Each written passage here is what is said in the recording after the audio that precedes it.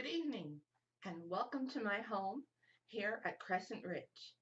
I'm Marion Marchetto, and I would like to introduce you to my latest series of books, the Bridgewater Chronicles. The Bridgewater Chronicles is a family saga that follows the Newkirk family from the 1890s up until the present day, and it begins with the first book called Stairway to My Heart. Okay, Stairway to My Heart is the longest book of the series so far, and it introduces Cordelia and Kevin Newkirk, who are the founders of Bridgewater, and it follows them, their children, and their grandchildren through the ages until the 1900s, the early 1900s. The next book in the series, and if you'd all like to say hello to my little kitty Taffy, who has her back end to us, she'd appreciate that.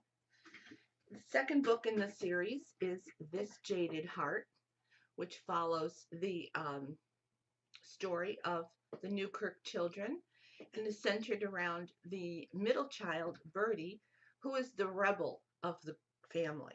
She's inherited not only the bad traits of her father, but also the bad traits of her mother. And she puts them to good use as we follow her hopping around the world, finding her way and learning to find love. The third book of the series is Teddy Blue.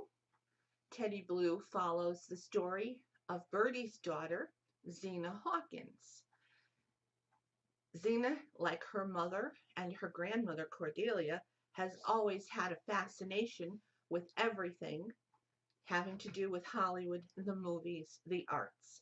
And so our Zena becomes a movie star. And we will follow her life as she goes from Hollywood to Bridgewater to Europe and back before becoming a recluse. And we'll see what happens to her as she confides all of her secrets and desires to her best friend and confidant, her Teddy Blue. The newest and latest of the books is a companion book called Bridgewater Holidays. It is a compilation of short stories that covers some of the holiday celebrations you'll find at Bridgewater as they were celebrated by the Newkirk family, and also told from the perspective of the domestic staff and how these holidays affected not only the family, the Newkirks, and their guests, but also you will find the viewpoint of the domestic staff.